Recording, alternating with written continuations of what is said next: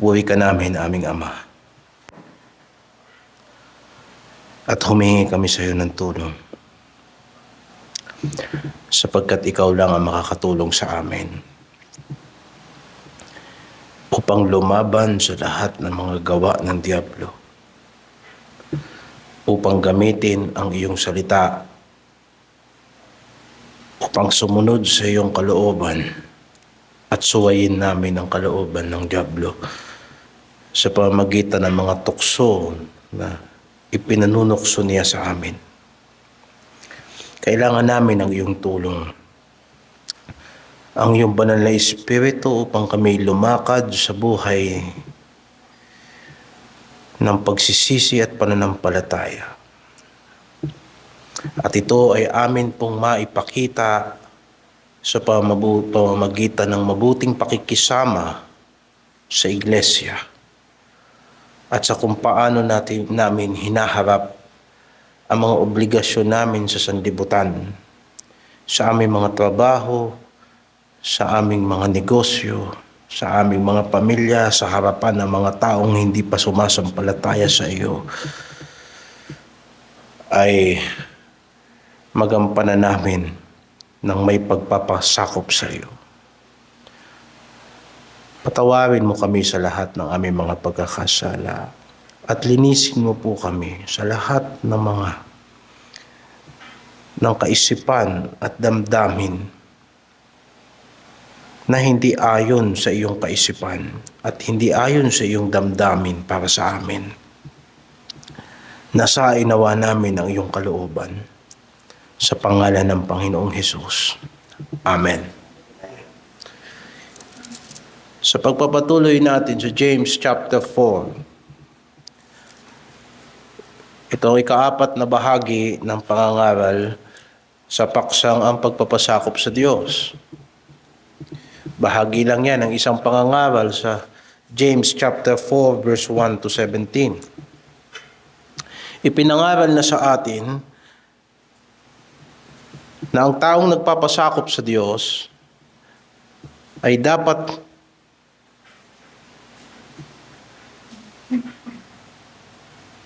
ipahayag ang pagpapasakop sa Diyos sa dalawang aspeto ng pamumuhay.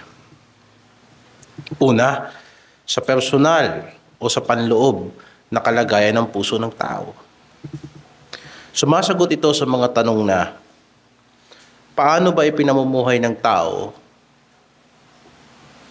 ang kanyang bagong buhay kay Kristo? Kailangan nating tignan ang ating mga konsyensya. Sapagkat kadalasan hindi naman ito makikita ng tao sa atin.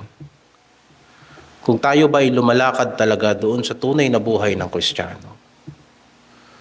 Kung tayo ba talaga ay lumalakad doon sa pananampalatayang tinanggap natin kay Kristo.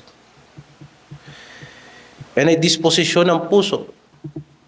At diyan nag-uumpisa ang pagpapasakop sa Diyos. Gaano tayo kaseryoso na labanan ang mga gawa ng Diablo sa mga buhay natin. Bahagi rin yan ng pagpapasakop sa Diyos. Tumutuko yan sa panloob na disposisyon ng puso. Di ba sinasabi ng banal na kasulatan? Di ba sinabi ni Santiago, napasakop nga kayo sa Diyos, datapwat magsisalangsang kayo sa Diablo at tatakas siya sa inyo. Kaya nga, paulit-ulit nating sinasabi na ang pagsunod sa Diyos ay pagsuway kay Satanas. At ang pagsunod kay Satanas ay pagsuway sa Diyos. At yan nagsisimula ang pagpapasakop sa Diyos, sa panloob na kalagayan ng tao. At ipinangaral na sa atin yan sa unang tatlong bahagi ng James chapter 4. At yung pangalawang aspeto ng pamumuhay na kung saan dapat nakikita ang pagpapasakop sa Diyos ay dun sa praktikal na pagiging Kristiyano. Halimbawa, yung tanong na, paano mo pinakikisamahan ang iyong iglesia? Paano ka nakikihalubilo sa iyong mga kapwa Kristiyano? Paano mo Paano ka nagdidesisyon sa bawat plano mo sa buhay? Yan ay mga usapin na nasa praktikal na pagpapasakop sa Diyos. So hindi natin layunin na i-confuse itong dalawang issue na ito. Hindi natin pwedeng sabihin na nagpapasakop ang ating puso at pagkatapos pababayaan natin yung ating mga gawa. Hindi rin marapat na nagpapasakop tayo sa Diyos sa ating mga gawa, pero ang ating puso ay malayo sa Diyos. Kaya, kung meron kayong gustong linawin dyan sa mga parte na yan, maaari nyo balikan sa YouTube yung pangangaral. O pwede kayong magtanong, mga kapatid. So, kailangan tayong mag-move on dito sa James chapter 4. At nandito na tayo sa unang bahagi ng praktikal na ipinapakita ng tao ang kanyang pagpapasakop sa Diyos sa pamamagitan ng kanyang pakikitungo sa kanyang mga kapatiran. Dito tayo sa chapter 4 verse 10. Sinabi dito, magpakababa kayo sa paningin ng Panginoon at kanyang itataas kayo. Huwag kayong magsalita ng laban sa isa't isa, mga kapatid. Nung nakaraang Miyerkules, ipinaliwanag na sa atin na itong dalawang talatang ito ay magkadugsong. Lalo na kung ikinumpara natin ito sa sulat ni Pedro, na ang pagpapasakop sa isa't isa ay may kaugnayan sa pagpapasakop natin sa Diyos.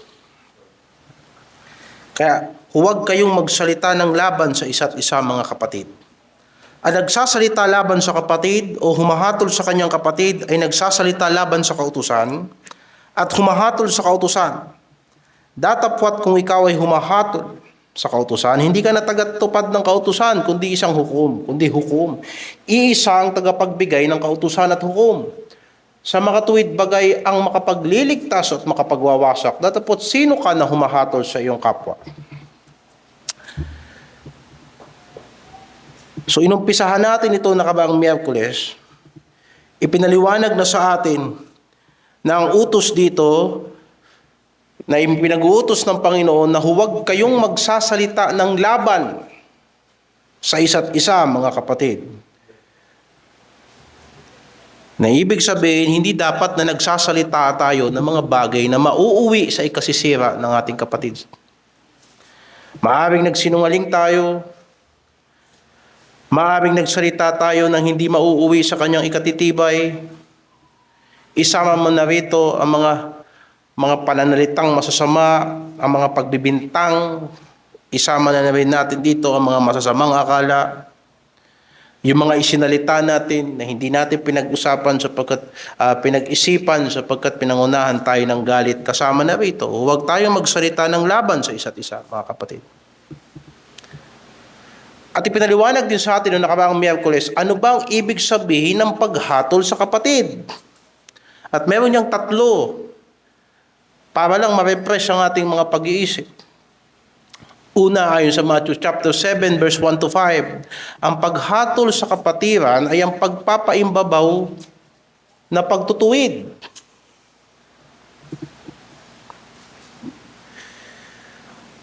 Kailangan ng Kristiyanong lumago.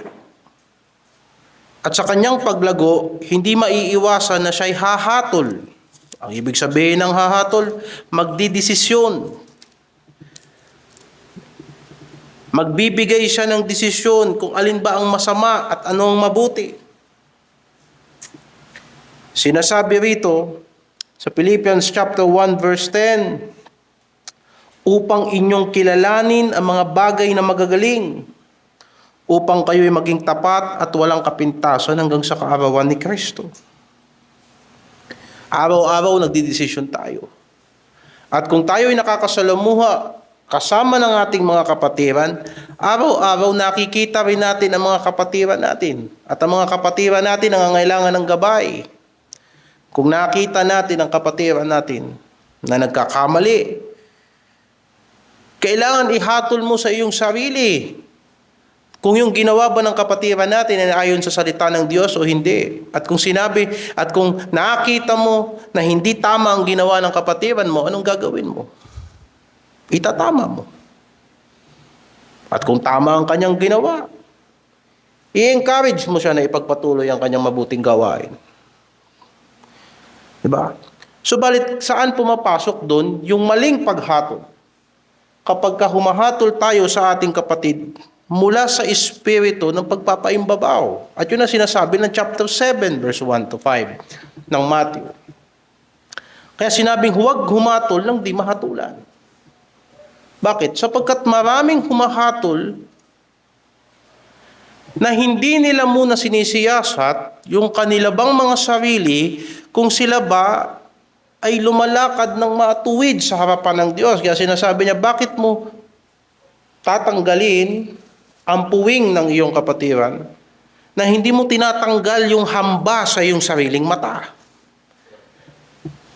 At yan ay pinanggagalingan ng katitisuran.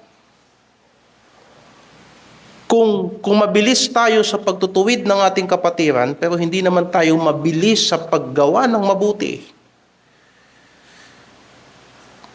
Mabilis tayong magtuwid, pumuna ng kung anong mali, pero hindi naman natin sila kayang gabayan sa kung ano ang tama.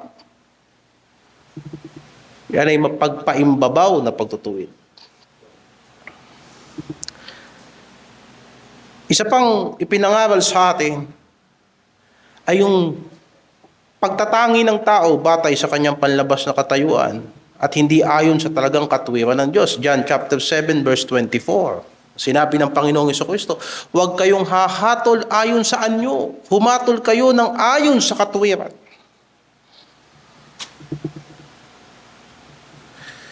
Ang pagtatangi ng tao ay maling paghatol.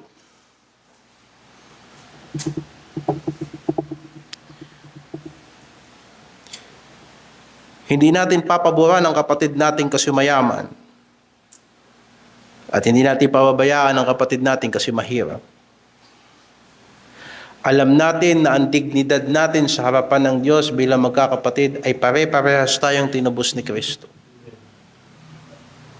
At kung itinutuwid natin ang ating kapatiran ayon sa salita ng Diyos, sinisigurado natin at ipinauunawa natin na ito ay dahil sa pag-ibig natin sa kanila. At kung hindi sila magpapasakop sa salita ni Kristo, sila mismo ang mahihirapan at sa dulo sila rin ang mawawasak sa hindi nila pakikinig. At yung pangatlo na paghatol, yung hindi pagsasaalang-alang sa kahinaan ng mga kapatid, Romans 14:13. Marami tayong ginagawa na iniisip natin, maiintindihan ng mga kapatiran natin. At yan ay maling desisyon sa buhay, yan ay maling paghatol, yan ay maling pag-intindi. Paano ka nakasigurado na naintindihan ka ng kapatid mo? Paano ka nakasigurado na hindi sila natisod sa ginagawa mo? Kaya sinabi diyan, huwag na tayong maghatulan sa isa't isa, kundi ipasya natin, ihatol natin sa ating sarili na hindi tayo maglalagay ng katitisuran sa ating mga mahihinang kapatiran. Bakit natin ito pinapaliwanag na mabuti? At binanggit na naman natin sa gabing ito. Sapagkat yung salita ng Panginoong Jesucristo sa Matthew chapter 7 verse 1, sa Matthew chapter 7 verse 1, sinasabing, huwag humatol, ay kinukuha ng mga Kristiyanong hindi nakakaintindi ng salita ng Diyos at ginagamit nilang pangtakip sa kanilang mga masasamang pagnanasa. Hahatulan ka ng Diyos kung humahatol ka sa iyong kapatiran na ikaw mismo hindi mo inayos ang sarili mo. Pero kagaya ng ipinangaral sa atin noong nakaraang linggo, ang iglesia ay dapat humatol. Kagaya halimbawa sa pagtitiwalag ng mga miyembro na hindi lumalakad ng ayon sa salita ng Panginoon. Yan ay pagdidesisyon. Sinabi ng Panginoon, nabasa natin sa Pilipos at mababasa rin natin sa Tesalonica nakasulat, subukin niyo ang lahat ng bagay.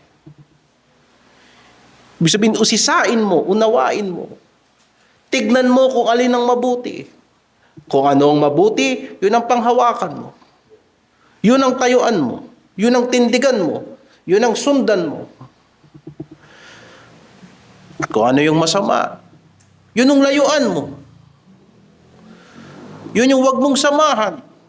Huwag kang makibahagi sa mga gawang patay ng mga taong nasa kadiliman. Ang tawag doon ay paghatol. Ang tawag doon ay pagdedesisyon. And so much sa mga bagay na yan. So hindi natin minamahal ang ating mga kapatiran sa pamamaraan na tayo ay naglilingkod sa kanila mula sa disposisyon ng pagiging mayabang o pagmataas. Lagi natin kinikilala na lahat ng mabuting ginagawa natin sa mga kapatid natin ay biyaya lang sa atin ng Diyos. Kaya nga tayo nakakapaglingkod sa kanila sapagkat minsan dumating sa buhay natin na tayo nangailangan din ng gabay at tayo ginabayan ng Panginoon, tinuruan niya tayong sumunod. Kung kaya tayo naman ngayon ang gumagabay sa mga bagong Kristiyano. Tayo ang umuunawa sa mga bagong Kristiyano. Hindi dapat maging ugali ng mga Kristiyano na nagsasalitaan ng masasama sa isa't isa. Yun ang sinasabi ni Santiago dito. Ngayon, ang tanong, paano ito nagpapakita ng pagpapasakop sa Diyos?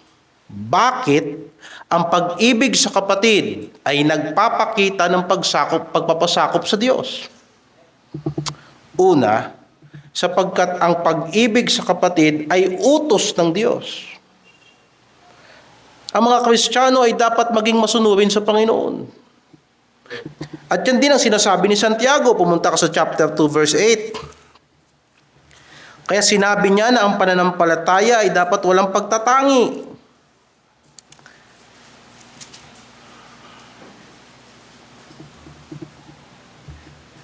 Gayunman kung inyong ganapin ang kautosang hari, ayon sa kasulatan, iibigin mo ang iyong kapwa na gaya ng iyong sarili, ay nagsigawa kayo ng mabuti.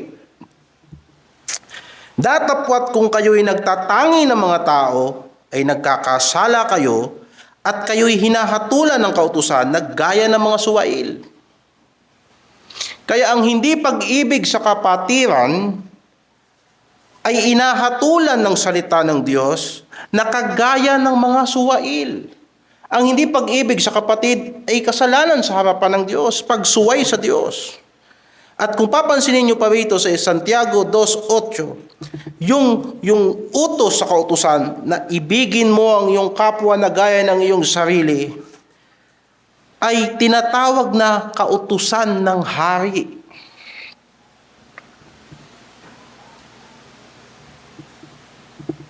Kaya nga, ang nagsasalita laban sa kapatiran o humahatol sa kanyang kapatid sa maling paghatol o ang hindi nag-aayos ng kanyang pakikitungo sa kanyang kapatid ay nagsasalita laban sa kautusan at humahatol sa kautusan. Sumusuway sa kautusan. Sumusuway sa Diyos. Ang may pagtatangi sa mga kapatid ay may pagtatangi din sa kautusan. Ituloy natin sa verse 10.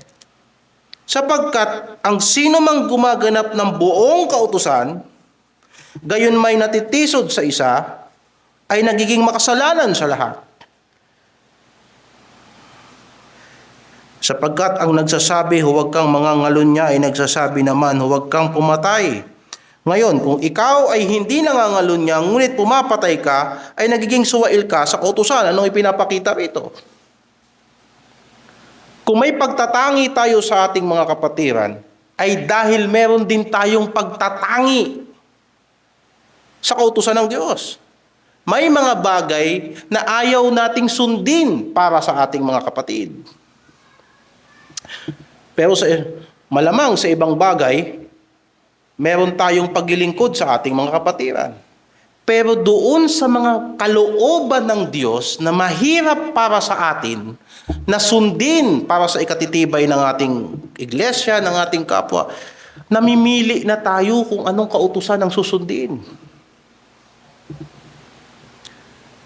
At sinasabi ni Santiago, kung susuway ka sa isang kautusan at pagkatapos sasabihin mo na sunod mo ang iba, nagkasala ka pa rin sa salita ng Diyos. Kaya't hindi pwedeng sabihin ng mga Kristiyano Ginawan ko na siya ng mabuti nung isang araw. Hindi ko na siya gagawin ng mabuti, hindi ko naman siya gagawa ng mabuti sa bandang ito. Yan ay pagtatangi sa mga kautusan ng Diyos. Pinipili natin yung mga kalooban ng Diyos na susundin natin. At hindi yun marapat mga kapatid. Dahil mananagot tayo sa Diyos kung paano natin iniibig ang ating mga kapatid. Mananagot tayo sa Diyos kung paano nating minamahal ang ating iglesia at pinatitibay ang ating iglesia. Ang kawalan ng pag-ibig sa kapatid ay kawalan ng takot sa Diyos. Huwag nating kakalimutan na huhukuman tayo ng Diyos. Pumunta ka, idiretso natin yung basa. Verse 12, gayon ang inyong salitain, gayon ang inyong gawin. Naggaya ng mga taong huhukuman sa pamamagitan ng kautusan ng kalayaan. Kaya nga kung anong ipinahahayag natin bilang pananampalataya, ganun ang gawin natin. Na iniisip-isip natin na tayo ay mga taong responsable sa harapan ng hukuman ng Diyos. Hahatulan tayo ng Diyos kung hindi natin iibigin ang ating mga kapatid. Ginagawa ba ito ng Diyos dahil sa tayo ay alipin? Hindi. Hahatulan tayo ayon sa kautusan ng kalayaan. Anong ibig sabihin nun? Anong ibig sabihin ng kautusan ng kalayaan? Simple lang ibig sabihin nun, mga kapatid. Ang tinutukoy lang doon ay yung salitang napapakinggan natin na ipinangangaral sa atin. Ngayon, saan natin nakuha yung paliwanag na yun? Ikumpara mo yan dito. Pumunta tayo sa James chapter 1, verse 25. At itong mababasa natin. Ngunit, ang nagsisiyasat ng sakdal na kautusan, ang kautusan ng kalayaan, yan yung salita na hinahanap natin, at nananatiling gayon, at hindi tagapakinig na lumilimot, kundi tagatupad na gumagawa, ay pagpapalain ang taong ito sa kanyang ginagawa. Sino ang pagpapalain? Yung nakikinig at nagsasagawa at mananatili doon sa salita o sa kautusan ng kalayaan. Ngayon, ikumpara mo yan sa verse 22. Datapwat maging tagatupad kayo ng salita. At huwag tagapakinig lamang na inyong dinadaya ang inyong sarili. Pagkumparahin mo yun, anong salita ang papakinggan? Anong salita ang gagampanan? Sa parehong talata, sinabi ni Santiago, ang mga Kristiyano ay maging tagatupad ng salita. O sa verse 25, yung kautusan ng kalayaan. Anong ipinapakita nito? Na ang sakdal na kautusan ng kalayaan ay ang salita ng Diyos. Ang mga salitang napapakinggan natin mula sa Diyos ay nagpapalaya sa atin para sa mga malalayang tao. Dahil sa totoo lang, ang salita ng Diyos ay hindi para sa mga alipin. Kahit tignan natin sa lumang tipan, hindi sila binigyan ng Diyos. Ang mga tao, ang mga Israelita, hindi sila binigyan ng kautusan nung sila'y nasa Ehipto pa at sila'y mga alipin ni Paraon. Anong ginawa ng Diyos sa kanila? Inilabas sila sa Ehipto. Itumawid sila sa dagat na pula. At nang dumating sila sa bundok ng Sinai, tsaka sila binigyan ng kautusan.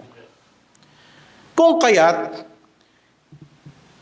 ang katotohanan ng salita ng Diyos o ang kautusan ng Diyos, ang mga katuruan ni Kristo, hindi yan para sa mga taong alipin. Hindi yan para sa mga taong alipin ni Satanas. Hindi ito para sa mga bulag sa sanlibutan. At kahit ipangaral mo sa kanila ang salita ng Diyos, hindi nila tatanggapin at hindi nila uunawain at hindi sila magpapasakop ng bukal sa puso. At ang pagpapasakop na lagi natin pinapaulit-ulit Ito ba'y nagpapakita ng pagkaalipin natin sa Diyos? Kung nauunawaan ng mabuti, kung ang pagpapasakop mo sa Diyos ay galing sa magpagkumbabang puso na hinubog ng banal na Espiritu at hindi ka pinilit para ikaw ay magpasakop, kung hindi kusang loob kang sumuko kay Kristo, hindi ka alipin, ikaw ay malaya. Kaya nga ang mga taong makalaman at ang mga taong patay sa kasalanan at mga walang Espiritu ng Diyos, hindi sila maaaring magpasakop sa Diyos. Romans 8:7, anong sinasabi? Sapagkat ang kaisipan ng laman ay pakikipag-alit laban sa Diyos. Sapagkat hindi sila napapasaklaw sa kautusan ng Diyos, ni hindi nga maaari. Hindi dahil sa wala sila sa mood. Hindi dahil sa mahirap sila. Hindi dahil sa mamamatay sila sa gutom. Hindi dahil sa wala silang oportunidad kung bakit hindi nila pipiliin si Kristo. Sapagkat ang kaisipan ng tao na hiwalay kay Kristo at walang banal na Espiritu ay palaging makikipag-alit sa Diyos. Ayaw na ayaw niyang sakupin siya ng banal na Espiritu. Hindi siya magpapapatnubay. At sinasabi ng Biblia, hindi maaari. Kaya nga ang tao ay kailangan makatakas sa bitag ng diablo.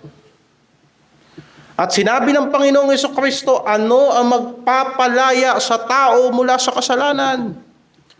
Sinabi ng Panginoon, kung kayo'y mananatili sa aking salita, kung kayo'y tunay kayong mga alagad ko, at inyong malalaman ang katotohanan at ang katotohanan ang magpapalaya sa inyo.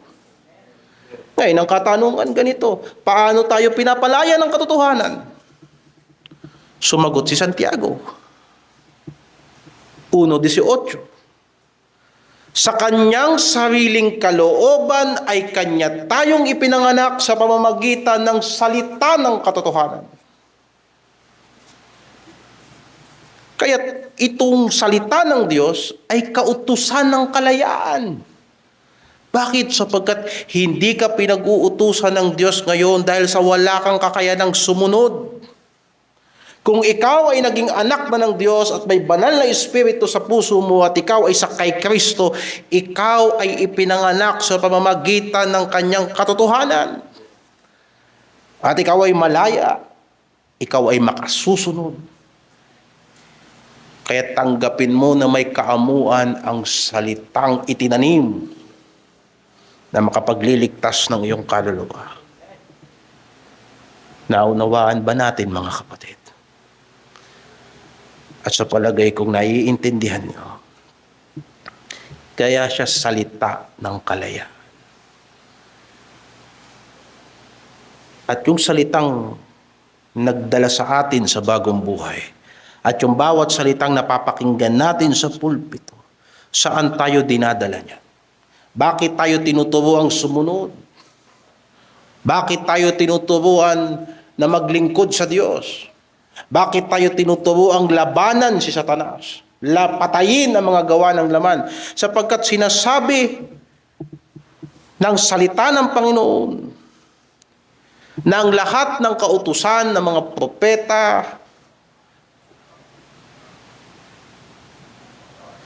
at ng mga salmo ay nauuwi sa ganito, iyong iibigin ng Diyos ng buong puso. Ng buong puso mo, ng buong isip mo, at ng buong lakas mo. Ganon siya kahalaga. Ganon ang Diyos, napaka-importante. Kaya ang mga propeta ay tumingin mula sa lumang tipan, tumingin sila sa dakong hinaharap at kanilang nakita ang kadakilaan ng bagong tipan na sinabi na ilalagay ng Diyos ang kanyang espiritu sa puso ng tao. At ilalagay ng Diyos ang kanyang salita. At ilalagay ko ang aking kautusan sa isip nyo at sa puso nyo. At ano ang summary ng kautusan na yon? Iibigin mo ang Diyos. Yan ang ituturo sa iyo ng Diyos. Iibigin mo siya. Hindi ka niya tuturuan magmahal sa sarili mo. Hindi ka niya tuturuan magmahal sa sanlibutan. Hindi ka niya tuturuan na suwayin mo siya. Tuturuan ka niya na mahalin mo siya ng higit sa lahat.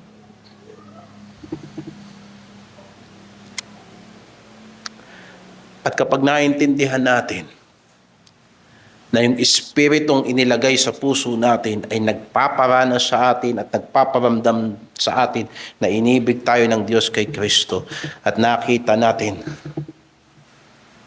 na walang ibang nagpahalaga sa atin maliban sa Panginoon, ganon din tayo nagpapahalaga sa iba. Kaya iibigin mo ang iyong sarili, iibigin mo ang iyong kapwa gaya ng iyong sarili. Paano tayo inibig ng Diyos? Madalas ko itong binabanggit na sa totoo lamang, kung ibibigay natin ang lahat ng layaw ng sarili natin, maaga tayong mamamatay. Na habang minamahal natin ang sarili natin, lalo tayong nawawasak. Anong ibig sabihin ng Panginoon na ibigin mo ang iyong kapwa gaya ng iyong sarili? Tignan mo kung paano ka minahal ng Diyos. Tignan mo ang pagmamahal sa iyo ng Diyos, inaalis ka niya sa landas ng makasalanang landas. Tignan mo ang pagmamahal sa iyo ng Diyos, binibigyan ka niya ng kapayapaan sa gitna ng magulong sanlibutan. Tignan mo ang pagmamahal sa iyo ng Diyos. Ayaw niya na mawalan ka ng kabuluhan sa lahat ng iyong pagsisikap at ginagawa. Kaya yun din ang pangalawang utos. Ibigin mo ang iyong kapwa gaya ng iyong sarili. Kaya sinabi ng Panginoong Jesucristo, ito ang aking utos na kayo'y mga ibigan sa isa't isa, na gaya ng pag-ibig ko sa inyo. You see? Iniibig natin ang ating kapatid ayon sa pag-ibig sa atin ni Kristo. John 15 verse 12. Yan ang bagong buhay ng Kristiyano, at ito ay paglakad sa buhay ng pagsisisi. Hindi ganun ang buhay natin dati. Hindi ganoon ang mindset na itinuturo ng sanlibutan sa atin na unahin natin ang iba. Lalong hindi tinuro sa atin ng sanlibutan na unahin natin ang Diyos. Subalit ngayon ay itinuturo na sa atin ng Panginoon. At yan ang paglakad sa pananampalataya. Kaya, bakit ang pag-ibig sa kapatid ay pagpapasakop sa Diyos? Una, sapagkat ito ay pagsunod sa utos ng Diyos. Pangalawa, sapagkat ang pag-ibig sa kapatid ay hindi nagbibigay daan para sa dyablo. Kapag iniibig mo ang kapatiran mo, hindi mo binibigyan ng pagkakataon si Satanas. Basahin natin sa Ephesians chapter 4, verse 25 to 27.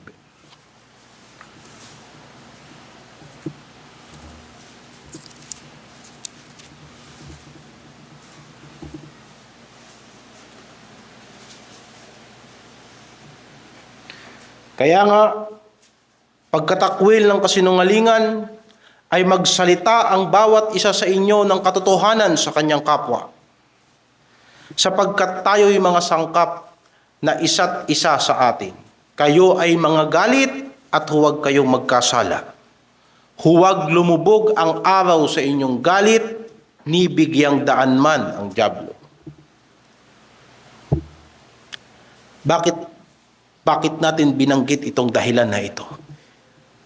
Hindi ba ipinaliwanag sa atin kanina na ang pagpapasakop sa Diyos ay paglaban sa dyablo?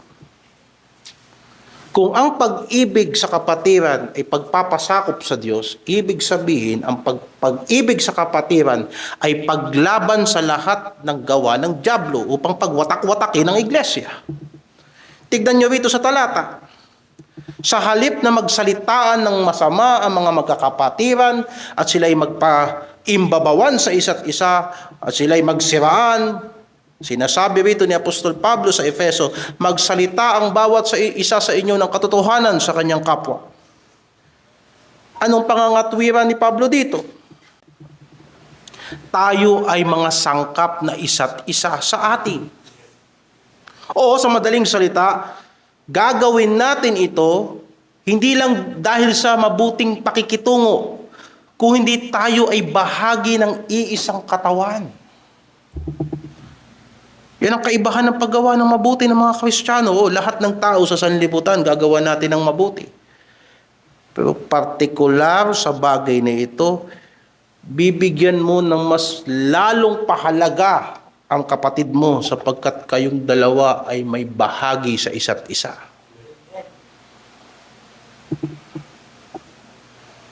Kaya sinabi diyan na ang intensyon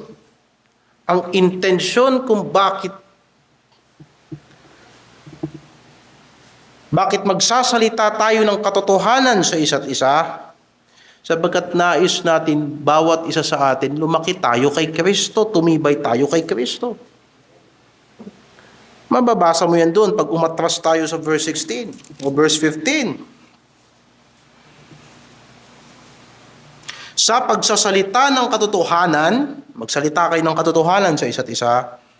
Sa pagsasalita ng katotohanan na may pag-ibig, ay magsilaki sa lahat ng mga bagay sa Kanya na siyang Pangulo sa makatuwid bagay si Kristo. Na dahil sa Kanya, dahil kay Kristo, ang buong katawan na nakalapat na mabuti nagkakalakip sa pamagitan ng tulong ng bawat kasukasuan. Ayon sa paggawang nauukol sa bawat iba't ibang sangkap ay nagpapalaki sa katawan sa ikatitibay ng kanyang sarili sa pag-ibig. Sa madaling salita, pag hindi mo inibig ang kapatid mo, hindi mo rin iniibig ang sarili mo bilang bahagi ng iglesyang ito.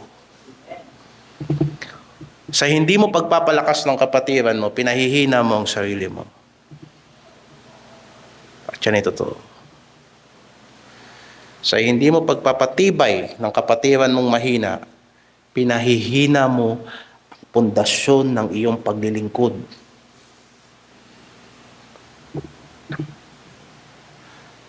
Sapagkat tayo ay isang katawan at yan ay realidad.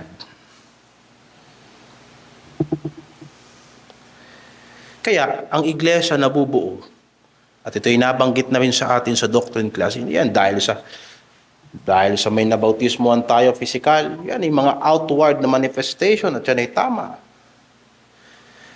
Pero dapat bigyan din natin ng atensyon mula sa salita ng Panginoon. Bakit nabubuo ang iglesia? Sapagkat tayo ay pare-parehas na nagkaroon ng karanasan sa kapanganakang muli. Kung kaya't kahit hindi tayo magkakadugo, hindi tayo magkakamag-anak, marami sa atin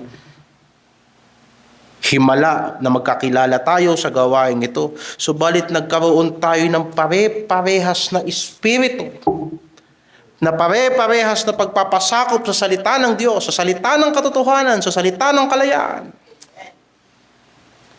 Doon nabubuo ang iglesia. Verse 23 at saka verse 24 ng Ephesians. Kayo'y magbago sa espiritu ng iyong pag-iisip at kayo'y magbihis ng bagong pagkatao na ayon sa Diyos ay nilalang sa katwiran at kabanalan ng katotohanan. Kaya sinabi rin ng talata, kayo'y magalit at huwag kayong magkasala at huwag ninyong bigyan ng daan ng dyablo. Natural na mauunawaan natin dito na ang magalit ay hindi automatic na nangangahulugan ng kasalanan. Kasi sinabi doon, magalit, subalit huwag magkasala. Ngayon, ang katanungan, kailan nagiging kasalanan ang galit? At bakit mas mabuting umiwas ka sa galit kaysa isipin mo, paano kaya ako magagalit nang hindi ako nagkakasala? Mas mabuting umiwas sa galit. Sapagkat nagiging kasalanan ang galit kapag nauuwi ito sa hindi mabuting pananalita o gawa. Pumalik tayo kay Santiago.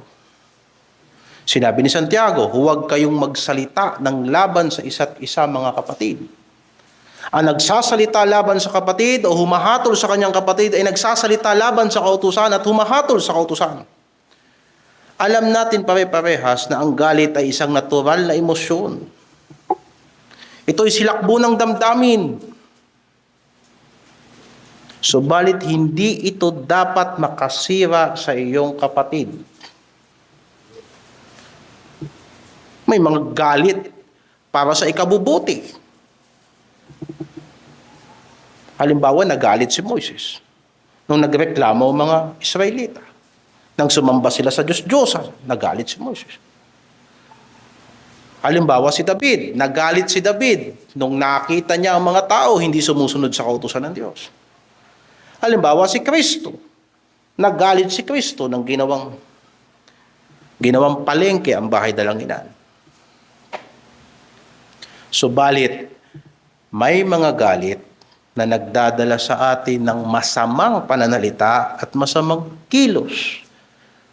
Masamang hakbang, imbis na palapit, nagiging palayo ang nagiging desisyon natin. Kaya nga, kung ikaw ay nagkaroon ng mabigat na kalooban sa kapatiran mo, magsalita ka kung kinakailangan. Magtuwid kung kinakailangan. Subalit dapat mula sa pagiging mapagmahal at mapagpakumbabang disposisyon sa harapan ng Diyos. Kung magkakataasan kayo ng boses, huwag kayong maghihiwalay na hindi kayo mag-aayos sa isa't isa. Magalit kayo pero huwag kayong magkasala at huwag niyong pahintulutan na ang sama ninyo ng loob ang maglalayo sa inyong mabuting pakikisama sa mga kapatid. Kaya sinabi ni Santiago, chapter 1, verse 19 to 20, magmaliksi ang bawat tao sa pakikinig, magmakupad sa pananalita at magmakupad sa pagkagalit. Sapagkat ang galit ng tao ay hindi gumagawa ng katuwiran ng Diyos. Kadalasan yung nararamdaman natin, madalas hindi naman galing sa Diyos. Madalas yung nararamdaman natin, natisod tayo kasi gumawa ka naman ng kasalanan, gina-justify mo lang. Kaya ang galit ng tao, hindi gumagawa ng katuwiran ng Diyos. Tignan mo yung kasunod, kung matuwid ba yung ginawa mo, ngayon sabihin mo kung tama yung galit mo. Tignan mo yung sinabi mo, balikan mo yung sinabi mo, kung yung sinabi mo katuwiran ba ng Diyos yun, ngayon isipin mo kung yung galit mo tama ba. Huwag nating hayaan na ang ating nararamdamang hindi maganda ang maging dahilan kung bakit sinasaraduhan natin yung tenga natin na hindi na tayo nakikinig sa pangangaral. Bakit? Kasi inuuna na lang natin yung nararamdaman natin. Hindi na natin tinitignan ano ba yung katuwiran ng Diyos na pinararating sa atin. Kaya sabi ni Santiago, magmaliksi ang bawat tao sa pakikinig. Sige, masama ang loob mo. Pero hindi ibig sabihin yan, hindi ka makikinig.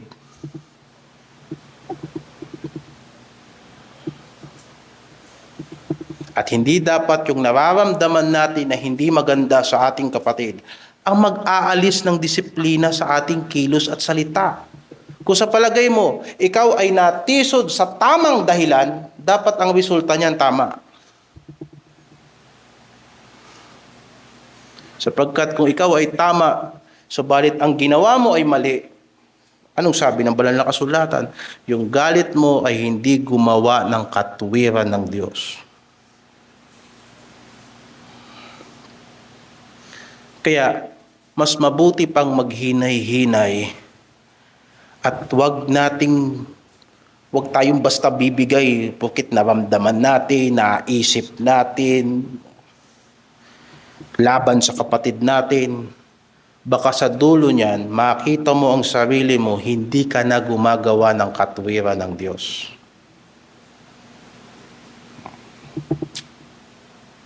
Kaya nga sabi ng Panginoon, kapag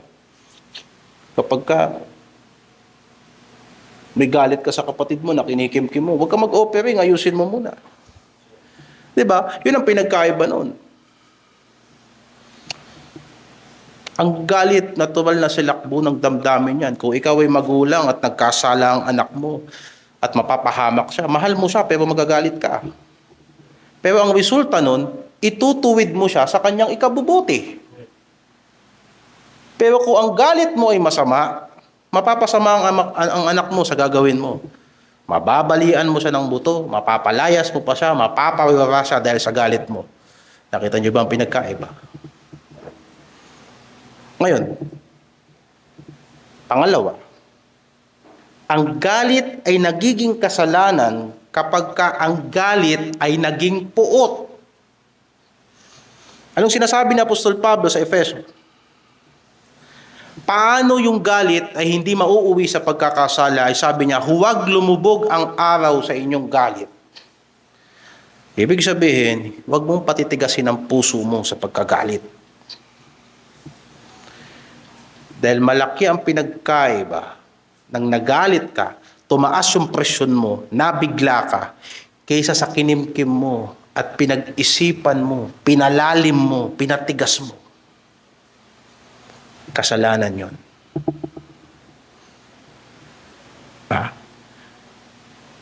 Maiintindihan natin. Nabigla ako kapatid, pasensya ka na. Pero yung alam mo na may problema kayo, pinahaba mo, hindi mo inayos at bumigat ang puso mo, malaki ang responsibilidad natin sa Panginoon. Ibig sabihin, dapat ayusin natin kaagad. Linawin ang dapat linawin. Anumang usapin na naiisip natin o naririnig natin, na nagdulot sa atin ng hindi mabuting pakiramdam sa ating kapatiran, linawin natin.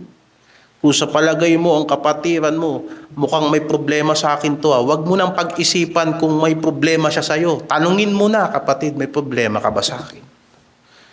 Bakit kapatid? Kasi mukhang parang hindi ka masaya pagkasama mo ko.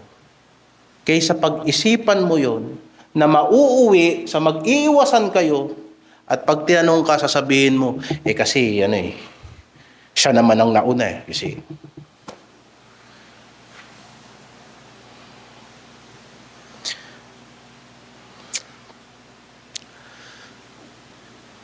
Pag nakita mo yung kapatiran mo nagkasala, at may pagkakataon kang ituwid mo na kaagad. Huwag mong palipasin na baka pagpalipasin mo yan at makalimutan mo yan isang araw, mabunot mo yan sa hindi tamang pagkakataon. Maisumbat mo sa kanya yan, yung nakita mo sa kanya nung isang araw, na wala namang kinalaman sa araw na ito, mabuti pa nung nakita mo siya, itinuwid mo agad-agad. Kung hindi ngayon kaagad, kinabukasan kaagad. Hanggat maaari sabihin mo kaagad.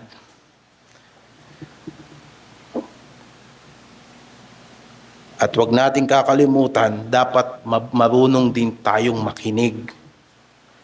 Kasi kadalasan, hindi porket tayo ang natisod, ikaw na lang magsasalita, pakinggan mo rin ang kapatid mo. Sabi ni Santiago, matuto ka ring makinig.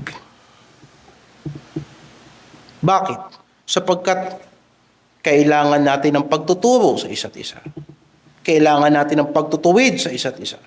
Kailangan natin ng praktikal na tulong sa isa't isa. Kailangan natin ng pakikiramay sa isa't isa. At kailangan natin ng pagpapatawad sa isa't isa. At marami pang iba para sa ikabubuti ng ating iglesia at sa kaluwalhatian ni Kristo. Alalahanin natin ang paalala ng Hebreo. Magsipag-igat kayo mga kapatid, baka sakaling mayroon sa kanino man sa inyo na isang pusong masama na walang pananampalataya, na naghihiwalay sa inyo sa Diyos na buhay. Napakadelikado ng isang pusong masama na walang pananampalataya, naghihiwalayan sa Diyos. Anong dapat gawin? Ngunit kayo'y magpangaralan sa isa't isa araw-araw, samantalang sinasabi ngayon. Hanggat maaari, huwag mong palubugin ang araw, hanggat sinasabing ngayon. Baka papagmatigasin ang sino man sa inyo ng daya ng kasalanan. Madaya ang kasalanan. Yun ang dahilan kung bakit ayaw nating gumawa ng kasalanan pero nakakagawa pa rin tayo. Sapagkat madaya ang kasalanan. Madaya ang puso, madaya ang emosyon. Mahirap sa iglesia na magkaroon tayo ng mga malabong ugnayan dahil yan ang magiging katitusuran sa atin. Hayaan natin maging malinaw ang obligasyon natin sa isa't isa. Hayaan natin maging malinaw kung saan tayo magtutulungan. Hayaan natin maging malinaw kung hanggang saan tayo magdadamayan. Pero huwag ka mahiya maghingi ng tulong. Huwag ka mahiya manghingi ng payo. Huwag ka mahiya manghingi ng panalangin. Sapagkat ang kasalanan ay madaya. Hindi mo namamalayan, isang araw matigas na ang puso mo at malayo ka na sa Diyos. Saan nagsimula? Sa galit na kunwari hindi siya nagalit, pero nagalit siya. Ayaw na sabihin. Ayaw niyang express.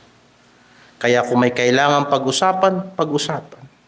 Kung may kailangan ayusin, ayusin. Mga kapatid, wala nang mabahong usapan, wala nang mas mabahong usapan maliban sa mga pagkakalkala ng katitisuran na hindi naman natin pinag-usapan. At sasabihin mo, natisod ka pala sa akin, ba't di mo sinabi? Ilang taon na lumipas. At yan ang problema. Nagiging kasalanan. Yung isang pagtataas mo ng boses na nabigla ka, wala kang intensyon, na hindi nagbigyan ng kalinawan, naging pagkakasala. Ngayon, mga kapatid, ito yung unang bahagi ng praktikal. Sa susunod na Miyerkules na yung paano tayo nagdidesisyon sa ating mga buhay, verse 13 yun hanggang sa matapos, hanggang verse 17. Pero bakit dapat natin itong bigyan ng pansin?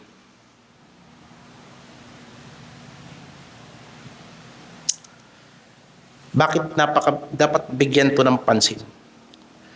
Kasi, sinabi ni Pablo, huwag kayong magalit kayo at huwag kayong magkasala, huwag lumubog ang araw sa inyong galit, ni bigyang daan man ang diablo. Ang mga bagay na ito, diyan sa mga bagay na ito, nakakahanap ng pagkakataon ang diablo.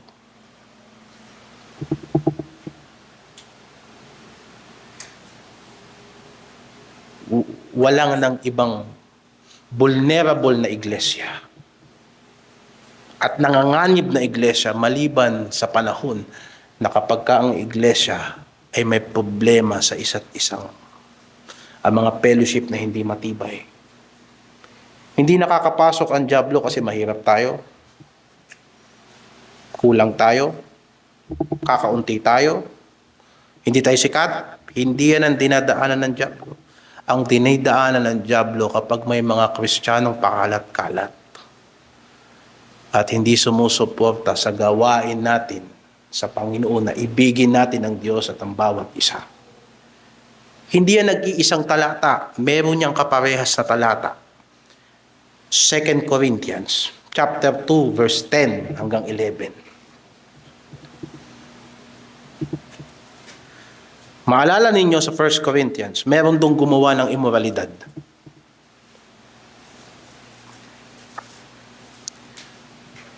Na tiniwalag nila sa iglesia. Sa ikalawang sulat ni Pablo sa Corinto, yung tao na yon nakapanumbalik loob. Hinikayat ni Apostol Pablo ang buong iglesia sa Corinto na patawarin nila yung taong yon na nagbalik loob. Yung nagsisi, ibalik sa fellowship. Bakit? Anong sabi niya? 2 Corinthians 2 verse 10 hanggang 11. Ang inyong pinatatawad ng anuman ay pinatawad ko rin naman. Sapagkat aking ipinatawad naman kung anong nagpapatawad ng anuman, kung ako'y nagpapatawad ng anuman ay dahil sa inyo, sa harap ni Kristo.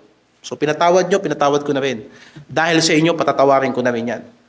Upang huwag kaming malamangan ni Satanas. Verse 11.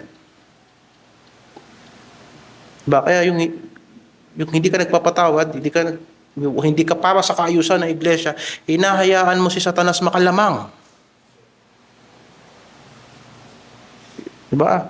Wala na akong nakitang Kristiyanong malungkot na nagpapakilalang Kristiyano maliban sa mga Kristiyano na hindi marunong magpatawad. At kung hindi sila marunong magpatawad, sigurado ako hindi rin sila marunong humingi ng tawad kung sila naman na nagkakamali. Sa madaling salita, hinahayaan nila si Satanas makalamang, makasingit. Na ang sabi ni Apostol Pablo, hindi namin hinahayaang makalamang si Satanas, sapagkat kami ay hindi hangal sa kanyang mga lalang. Hindi kami ignorante sa kanyang mga techniques. Hindi kami ignorante sa kanyang mga strategy.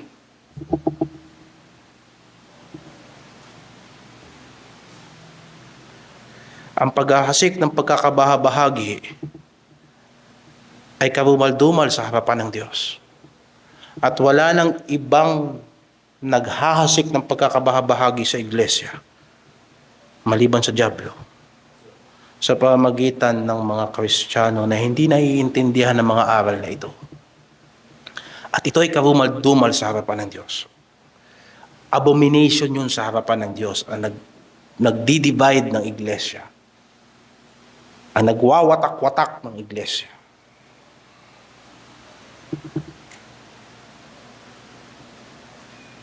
Kaya, ang pagsuway sa kautosang ito ay nagpapakita na mukhang inaangkin natin yung kapangyarihang tanging sa Diyos lamang. Dapat ay nagpapasakop tayo sa Diyos.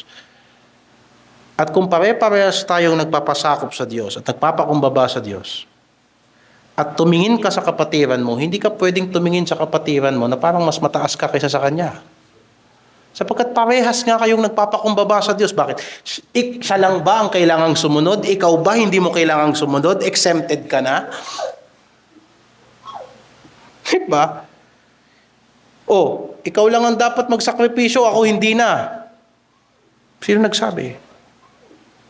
Hindi na ba tayo pantay-pantay? Pwede, may karapatan na ba tayong tisurin ng kapatiran natin? Wala. Kaya sinabi ni Santiago, iisa lang ang tagapagbigay ng kautusan at hukom. Sa makatuwid bagay ang makapagliligtas at makapagwawasak. Sino ka na humahatol sa iyong kapwa? Kaya pag tinitisod mo ang kapatid mo, hinahatulan mo siya. Hindi ba kaparehas yun ang sinasabi natin kanina dun sa Romans chapter 14?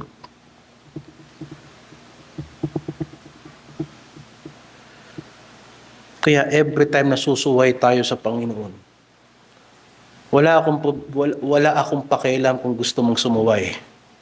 Ikaw yan eh. Malaya ka eh. Pero itong pag-isipan mo, baka may kapatiran ka na nagsisikap sumunod, na nawalan siya ng amor sa pagsunod dahil sa ikaw, nakita kanyang sumuway at parang pinapakita mo sa kanya, ikaw kailangan mong sumunod, ako hindi na. Hindi ka na ba papasakop sa hari natin? Hindi ka na ba tagatupad ng kautusan? Kung hindi ka tagatupad ng kautusan, sino ka? Tagabigay ng kautusan. Hindi mo ba naisip na hahatulan ka ng Diyos? Ngayon, kung hindi mo naisip na hahatulan ka ng Diyos, ano ka? Ikaw na ba ang hahatol? Pag-isipan natin ang mga bagay na yan.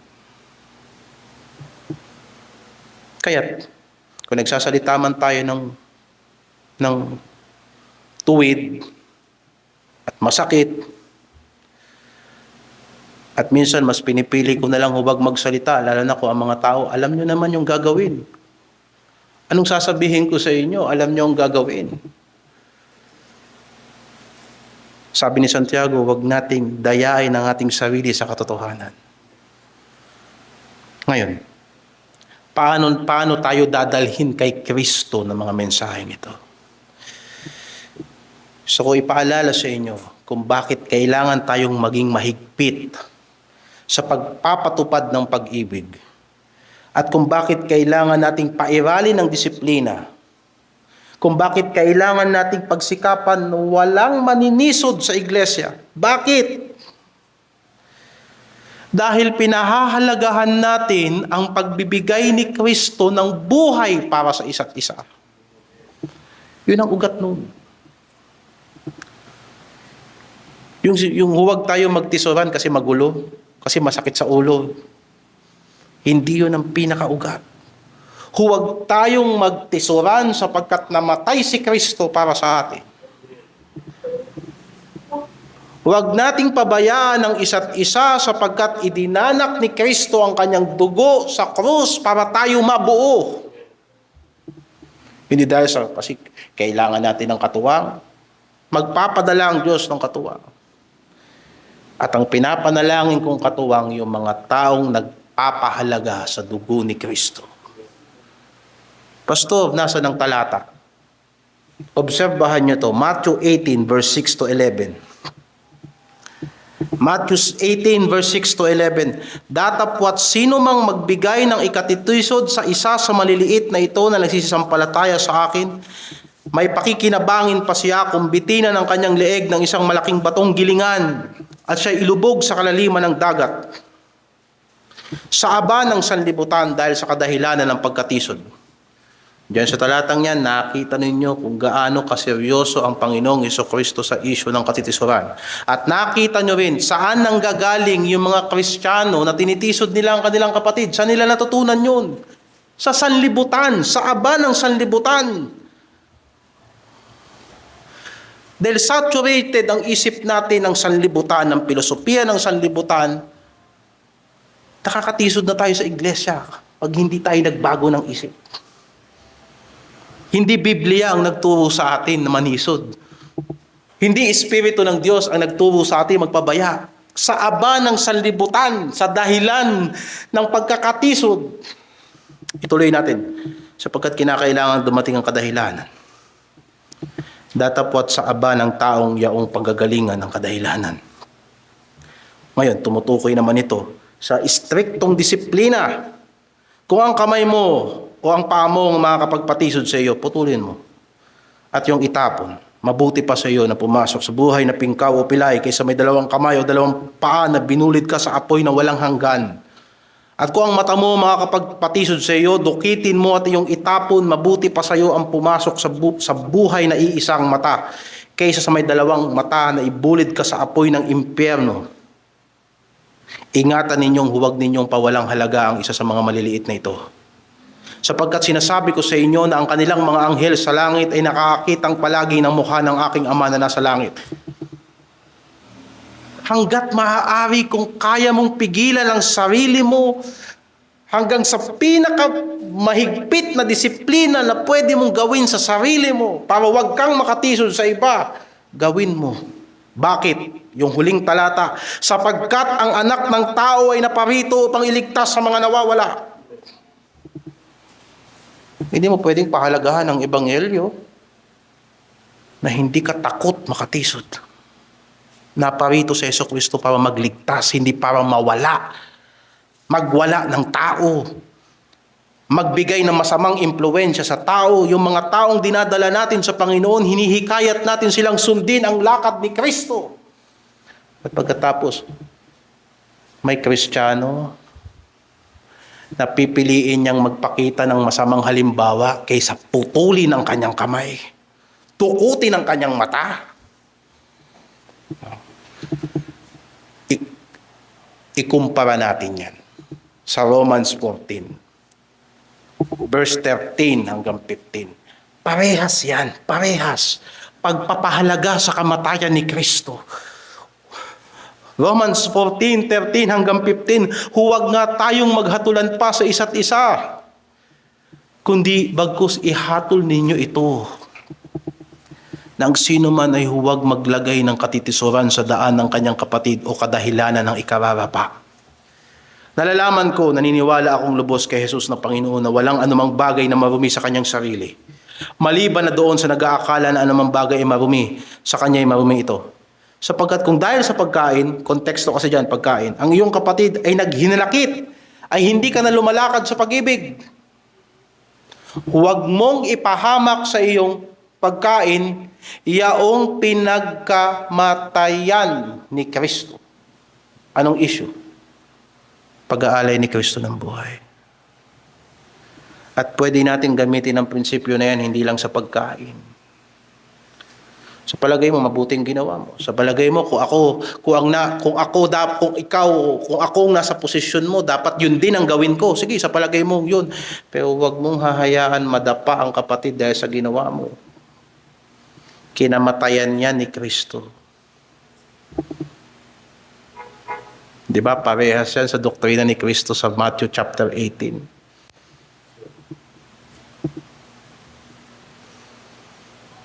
Maraming sasabihin mo, Pastor, kung ikaw wag nasa kalagayan ko, ganyan din ang gagawin mo. Ito rin ang magiging desisyon mo. O sige, fine. Sa palagay mo, okay yan. Pero wag mong hahayaan ng mga kapatiran na magdalawang isip sa kanilang pagsunod sa Diyos kasi ginaya kanila at gagayahin kanila.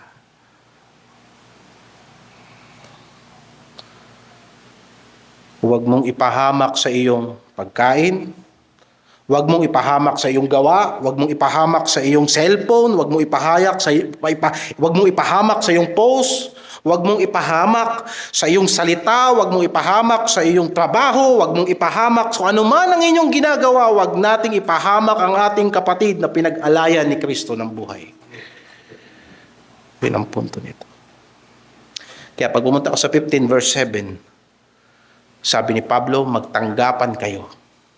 Gaya naman ni Kristo na tinanggap kayo sa kaluwalhatian ng Diyos. Amen. Kaya nga,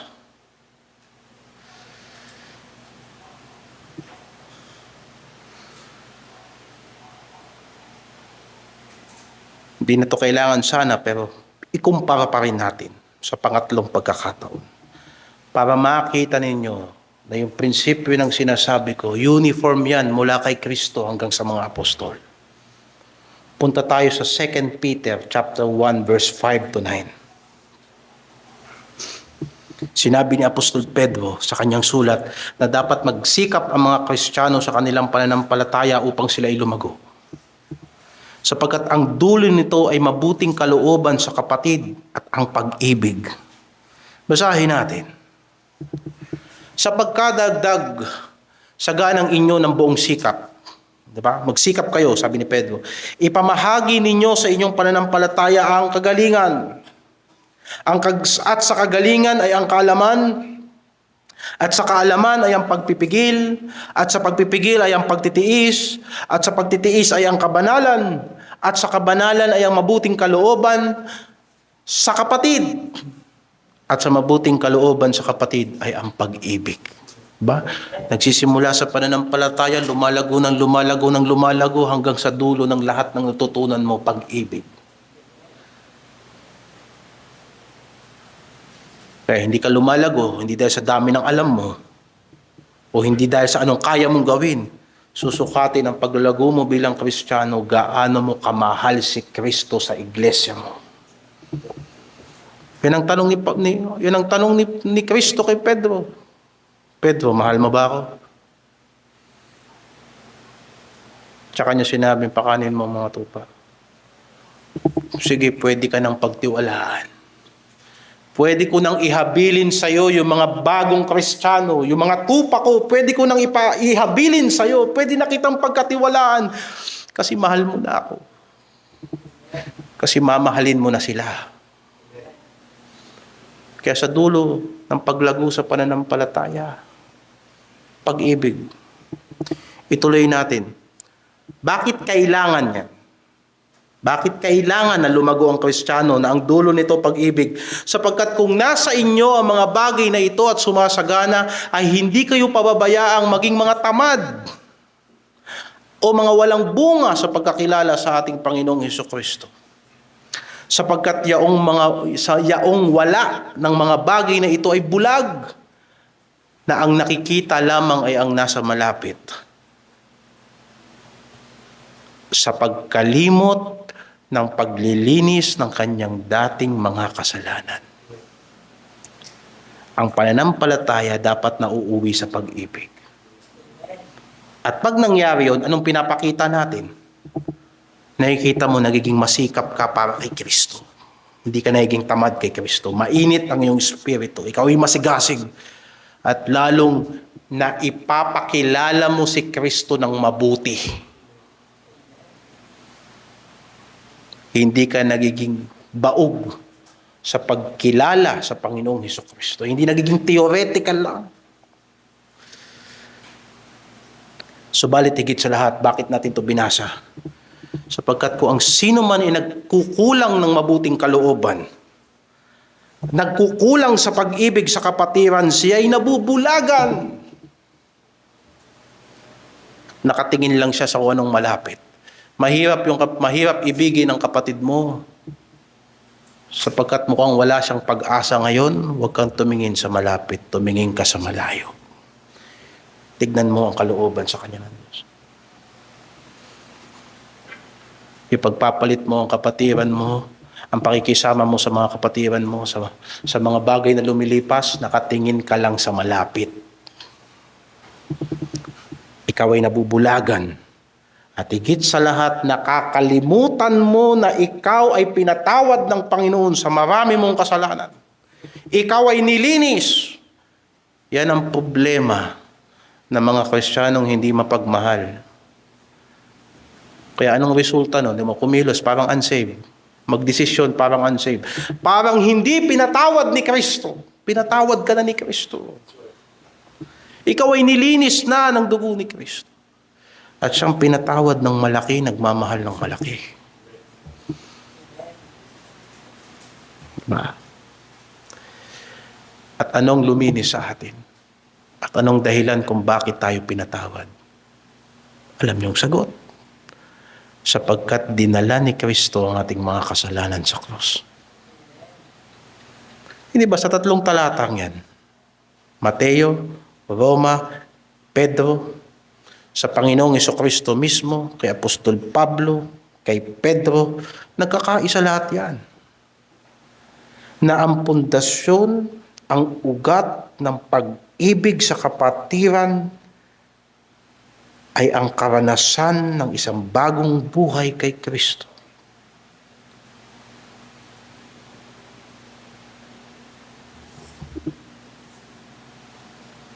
Ipagpapatuloy natin ang pangangaral na ito. At sana'y kahabagan tayo ng Panginoon. Huwag sana nating kalimutan na hindi lang tayo nandito sa iglesyang ito para maglingkod sa Panginoon. Mabuting bagay ang maglingkod. Alam kong ang intensyon ninyo magbigay, tumulong. Mabuti yan. Pero huwag niyong kakalimutan na nandito tayo lagi sa iglesia para ipaalala sa atin ng Panginoon na kailangan natin si Kristo. Yun ang.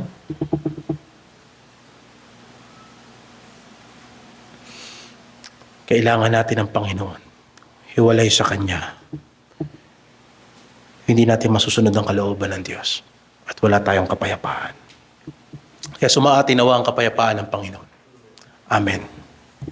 Manalangin tayo. Pinupuri ka namin, O Diyos. At sinasamba ka namin. Salamat po sa pagpapatawad mo ng aming kasalanan. Salamat po sa kamatayan ng iyong anak na si Jesucristo. Salamat po na parito siya para hanapin ang mga nawawala. At ito'y tapat na salita at karapat dapat tanggapin na naparito si Jesucristo para iligtas ang mga makasalanan. At kami hindi ordinaryong makasalanan. Kami ay sobrang makasalanan. Sapagkat hindi lang kami nagkasala, nangangatwiran pa kami sa iyo. Tumatakas pa kami sa iyo. Tumakbo pa kami palayo sa iyo. Napakalinaw na sa amin noon na tinatawag mo kami sa kaligtasan, pero nilabanan ka namin.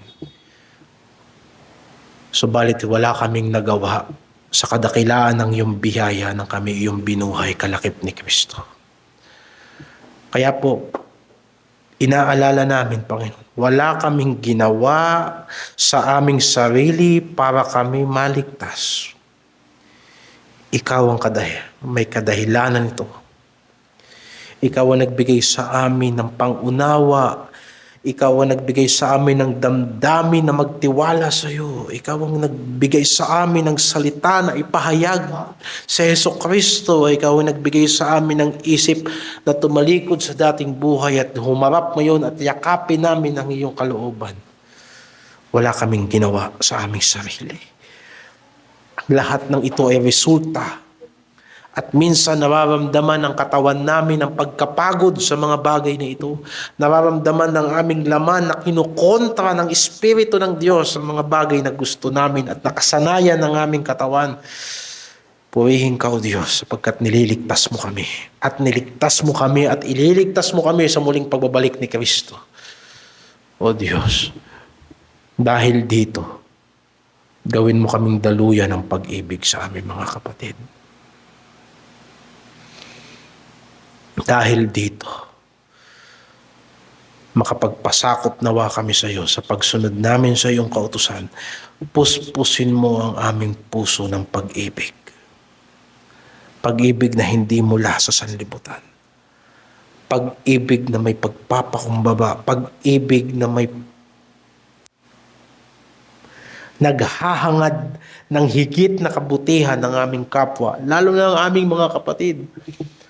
At ipaalala mo sa aming mga kapatid na hindi pa nakakaintindi. Na kung sila ay itinatama, sila ay itinutuwid. Hindi dahil sa hindi sila mahal. Kung hindi dahil sa nakita mo sa iyong sariling plano kung ano sila at magiging ano sila. Sa ngayon, hindi pa nila naiintindihan. Sapagkat iginigiit pa rin nila yung gusto nila. Pero kung nakita sana nila, Panginoon, yung kalooban mo sa buhay nila, kung gaano kaganda, kung gaano kalaki ang paglilingkod, ang pagtitiwala na ibibigay mo sa kanila, ay tatanggapin nila ang iyong mga salita. O Diyos, tulungan mo kaming lahat na huwag lang tumingin sa malapit,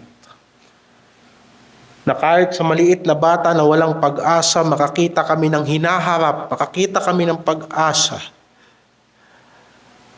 At kahit kami ay nag-iisa sa aming pagsunod sa kalooban mo para sa iglesyang ito, hindi kami mapanghihimaguhan sapagkat ang iyong pag-ibig ang siyang pumipilit sa amin. Sa kaparaanan na pinagtitibay mo ang aming pag-asa sa iyo. Hindi namin tinutulak ang sarili namin.